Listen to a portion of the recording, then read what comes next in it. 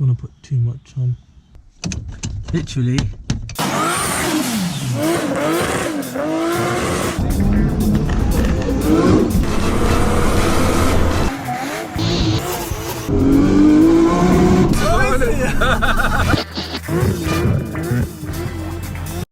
What's going on, guys, and welcome to another video of Hoodstig.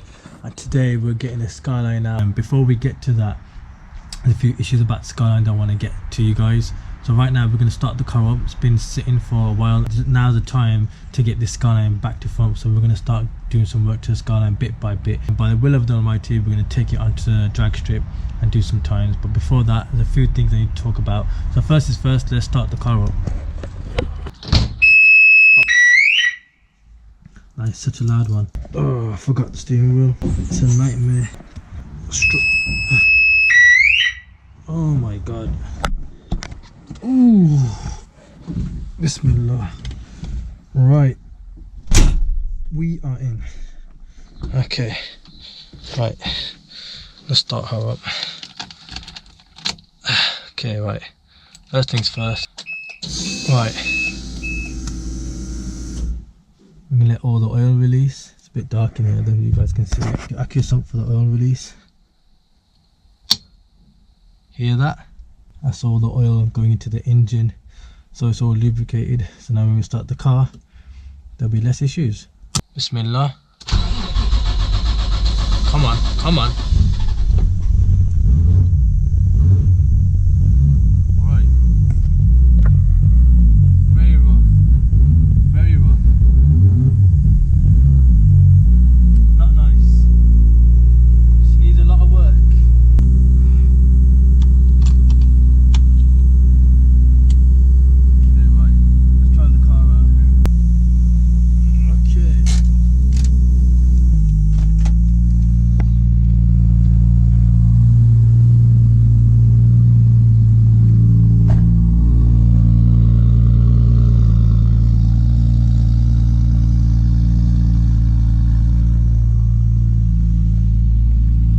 Smoking pretty white, to be honest. This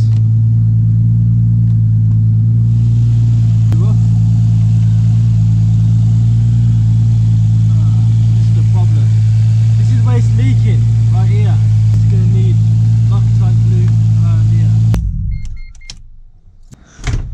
So basically, the issue is, this is the fuel pressure regulator. Tommy dog. It's a common problem with these cars, so I'm going to put Loctite at this present moment of time till we diagnose if it does need a new one or not. They're actually quite expensive, they're over like £100, but we don't want to do that yet until we find out what the issue is. It's pretty cold today. No, maybe that's why it's smoking a lot in the exhaust. Yeah, we're going to get this ready for on the drag strip. There's a lot of issues I want to talk about with you guys, but hopefully this will stop the leak in the air fuel pressure. This car needs a service. The oil pressure is pretty low. I know I started the car, but I should have gave it a bit of time. But basically, it's pretty low, the oil is. I'm not gonna go crazy and change the spark plugs and the oil filter, because I had them changed before the car was mapped, and that was literally just before lockdown, so just over a year ago, and I haven't really been driving it. Obviously it might look more low there, but the AccuSump takes a lot of 6 pint of oil, if you see 6 pint. So we're gonna get this nice and easy, drive it back to the HQ. We're not going to drive crazy whatsoever, and the minute we get back to the HQ, we'll jack the car up and we'll service the car. We're gonna get the oil, which is we use Miller's oil 10W50 thick oil for these high performance cars. There's also need to change these belts, they're getting worn out. Alternator belt, power steering belt, and what else do we need to do? Just a refresh of the car. I'm not sure if we want to change the gearbox oil. We use shockproof oil. I actually can't remember the name, but it's good for the gearbox. The diff oil needs to be changed, possibly. Maybe you guys could have comment down below. I haven't been driving much, but I think just to be on the safe side, I probably will get those changed. One major one is I don't know whether to get the cam belt changed on this, because on the receipts the cam belt was changed 10 years ago, but it's only done literally like 12,000 miles, and I believe you change it 50,000 miles and then you change the cam belt. But then again, it's the same one with only 12,000 miles, but it's been sat there for 10 years. So whether I'll get that changed, I'm not sure. And if I do get it changed, I was told, I done the information, bit of digging up, and I was told the best thing to use is a HKS cam belt full kit. And what it is, it's like a purple pink cam belt, and they're good for RBs running the HKS cams, this is running the HKS cams, because it spins faster, and it's just a lot more safer, and durability is a lot more better. So that's what one thing that we might have to do. But I'm just gonna ask a few more people that specialize in these engines whether to get it changed or not. But probably like 8 or 9 out of 10 they might recommend changing it, because you just never know. It's better to be on the safe side. And as well as the cam belt, you might as well just get the water pump changed and the pulleys inside changed. And it's not an easy job. It's not something that I probably would do myself. I'd probably get a specialist to do it, because I don't want to get the timing wrong in the cam belt, and that will require few of this stuff to come out. Whether all this and all that has to come off, I'm not too sure, but a lot of people, because there's a bit of space there, you couldn't try and do it like that. But it'd be a long thing to get the front bumper and the radiators off. But yeah, so that's it. And another issue is like even the foot pedal is shaky a bit. I'll show you guys when I get inside. That's another thing to sort out. Let's lock tight this now anyway. Yeah, don't want to put too much on, to be honest. I want to be on the safe side, and I want to put it on all of them, to be honest. And give it a wipe down after, because obviously it's a lot.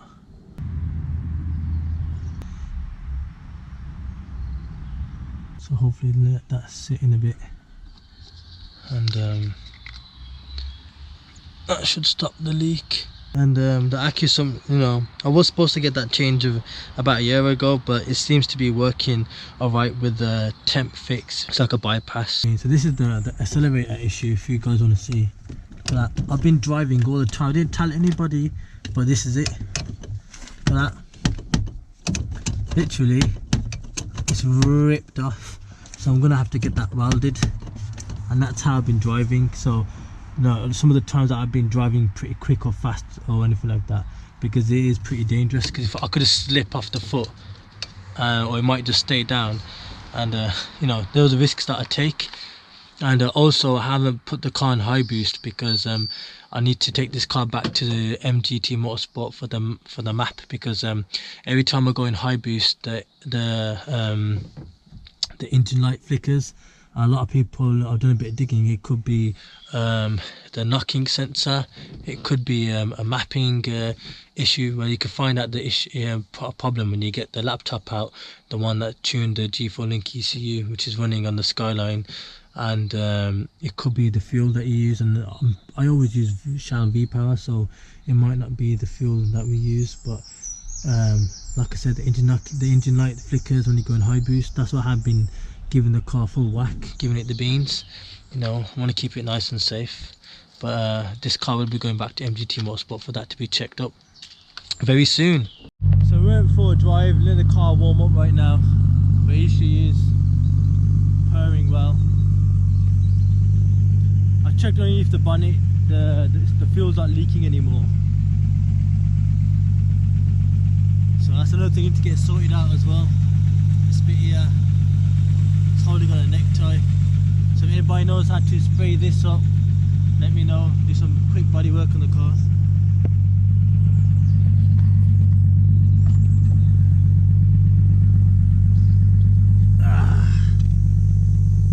Definitely get a new seat. I've also got a fire extinguisher in case any fire comes out the engine bay, so keep that there temporarily.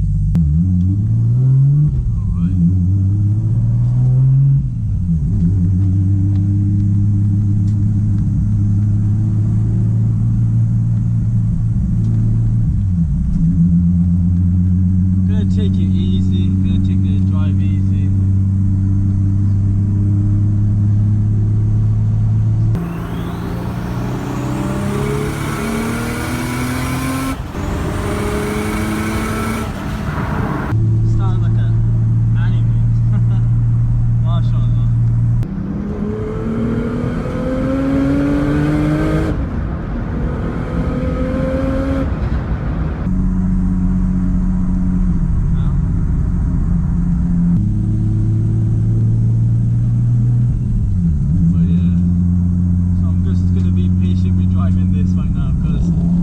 think about is to just drive fast, but we're not going to do that.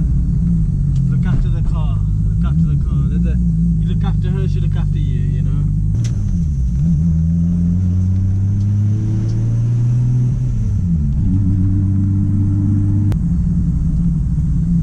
You know the best thing about this car, it's got bumps. The PC coilovers and the height of the car, the exhaust never scrapes in the bump. For some of you say fitment, but I'd have to worry about the car scraping bumps and stuff.